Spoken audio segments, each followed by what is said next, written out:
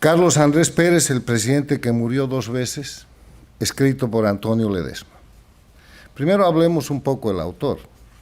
El autor de este libro de historia, porque esto es historia pura, es un político profesional que ha pasado por todas las etapas que puede pasar un político. El político iniciante, tal vez aprendiz, que él mismo describe en el libro, el político activo, el político en crecimiento, el político en la lucha, el político en la defensa de la democracia, el político que sufre más de 1000 días de cárcel y que se ve forzado a salir de su país y que ahora vive en el exilio. Eso y su contacto directo con los hechos que se describen en el libro hace de esta obra una obra imprescindible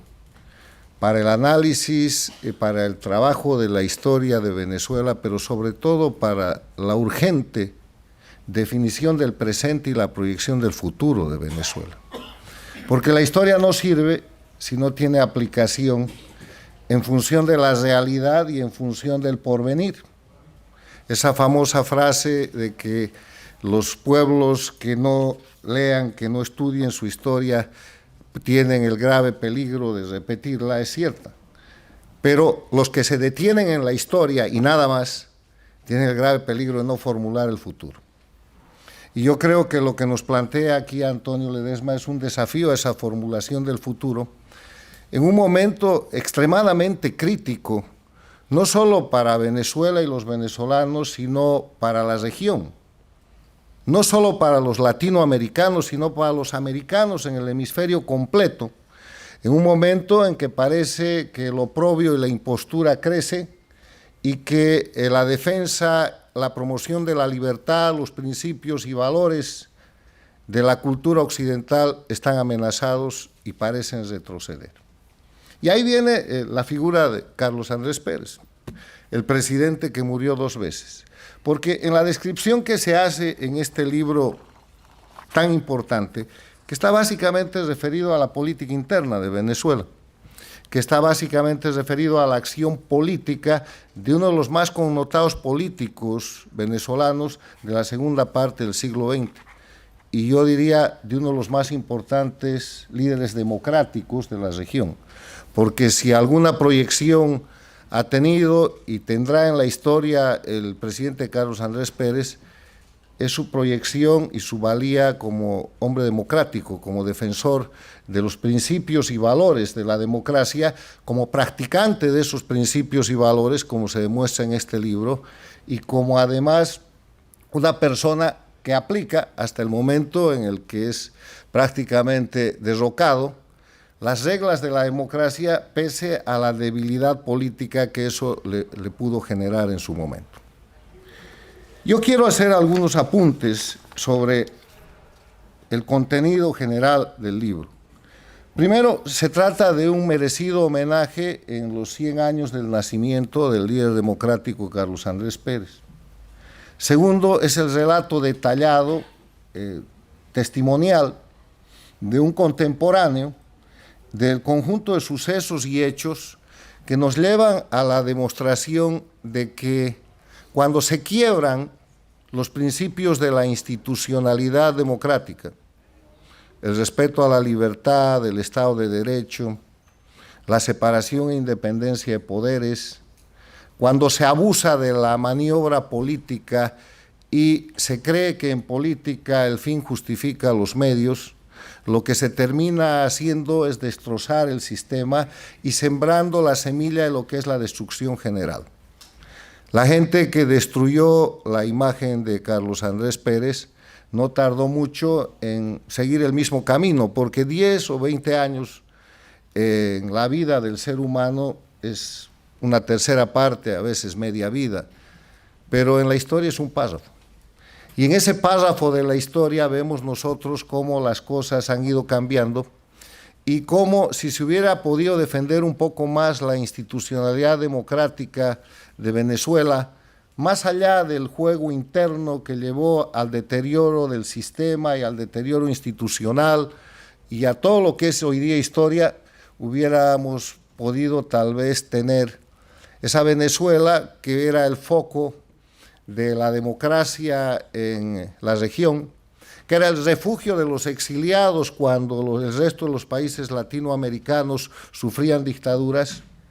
y que era además un punto de equilibrio y de garantía para evitar excesos, tanto en el ámbito de las relaciones internacionales como en el ámbito de la política de cada uno de los países. Venezuela tenía un liderazgo efectivo que no solamente consistía en su riqueza, en su petróleo, que gravitó de manera importante en la creación de los países, de la Organización de Países Productores de Petróleo, sino tenía importancia en la influencia de la construcción y la recuperación democrática de las Américas. Y así fue. ¿Y quién iría a pensar que uno de los líderes que ayudó a reconstruir la democracia en América Latina, Carlos Andrés Pérez, terminaría víctima de una dictadura en su país y además muerto en el exilio? Y que, gracias a Dios, no vivió para ver lo que ha venido después, en estos últimos 12 años, después de la muerte del presidente Pérez. Casi 7 millones de exiliados, que yo no sé por qué los venezolanos le llaman diáspora, es gente forzada a dejar su país, es gente obligada a dejar su modo de vida para salvar la vida,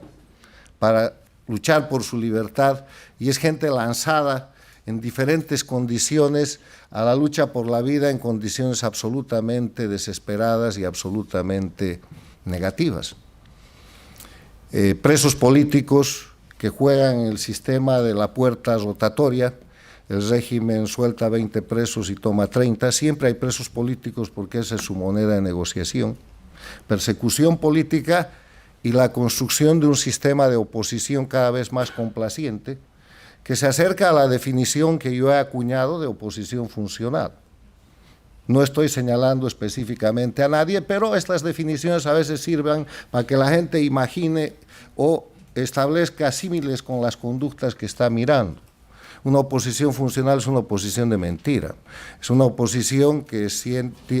existe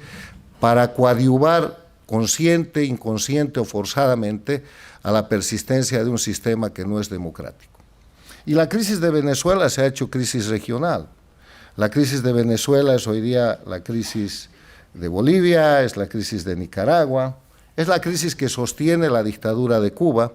porque el año 99 la dictadura de Cuba era la única dictadura de las Américas, agonizaba, y llegó el petróleo, el dinero, llegó Chávez y llegó Venezuela entera, que hoy día es prácticamente su plataforma principal.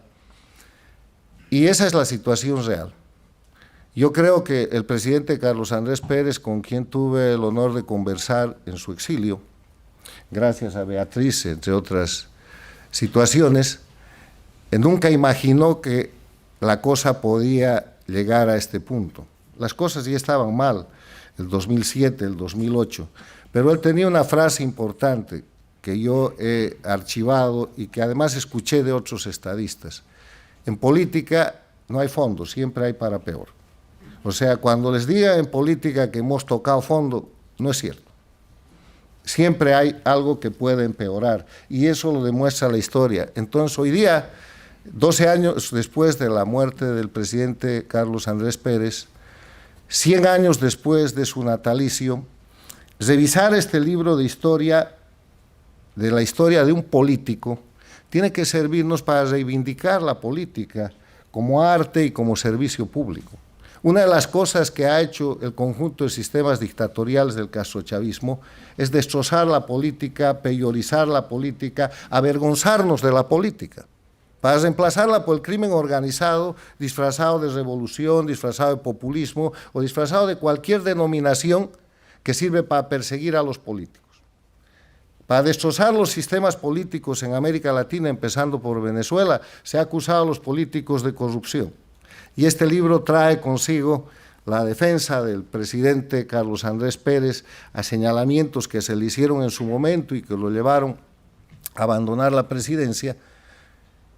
Y si ustedes ven la naturaleza de las acusaciones y las comparan con la realidad actual, van a encontrar que lo de hoy día es corrupción y que esto era un juego político simplemente para perjudicar a un líder democrático. Estamos en una situación muy álgida y yo creo que Venezuela es el centro en el cual o se ha de consolidar la derrota de la democracia por unos años más, o se va a producir el punto de quiebre para empezar a recuperar la democracia en las Américas. Cuba lo ha intentado el 11 de julio del año pasado, lo sigue intentando el pueblo cubano. Bolivia ha tenido una primavera de un año con un gobierno que debió ser de transición y que ha terminado institucionalizando la dictadura y dándole bandera de simulación de democracia, con la expresidenta transitoria en la cárcel como primera presa política. Nicaragua no tiene nombre en la violación de los derechos humanos. Todos estos son regímenes de terrorismo de Estado, porque lo que hacen los gobernantes es cometer delitos todos los días desde la posición de gobierno para generar miedo en la población y de esa manera lograr conductas que de otra forma no serían posibles. La reflexión que nos plantea el libro de Antonio Ledesma, con ese contenido tan importante que termina con la muerte física del presidente Carlos Andrés Pérez, con mucha tos y sin dinero, que termina mostrando cómo un grupo de venezolanos tiene que conseguir dinero para que el presidente Pérez pueda ir de nuevo al médico, porque cuando Ledesma ve que hay un deterioro grave en la salud del presidente, habla con la compañera del presidente y ella le dice que ya no podían ir al hospital simplemente porque no había dinero y porque había muchas facturas por pagar. Y ese es el hombre acusado de corrupción. Ese es el hombre que se robó Venezuela. Ese es el hombre que vivía prácticamente indocumentado en los Estados Unidos, porque una de las cosas realmente terribles que a mí me dijo el presidente Carlos Andrés Pérez en nuestra última entrevista fue: yo voy a morir en el exilio, voy a morir indocumentado y voy a morir traicionado por la gente a la que ayudé tanto. Y estaba mirando a Cuba, estaba mirando a Castro y estaba mirando a una serie de gente de la política venezolana. Que no nos pase esto, que este sea el libro histórico que nos ayude a recuperar la importancia de la política, que nos ayude a entender que Venezuela es el punto de inflexión para recuperar la democracia en las Américas, porque ha sido el punto de inflexión para perderla. O sea, donde hemos empezado a perder la democracia, tenemos que empezar a recuperarla. Y que esta inspiración histórica que nos trae hoy día Antonio Ledesma, a quien quiero felicitar por su importantísimo trabajo,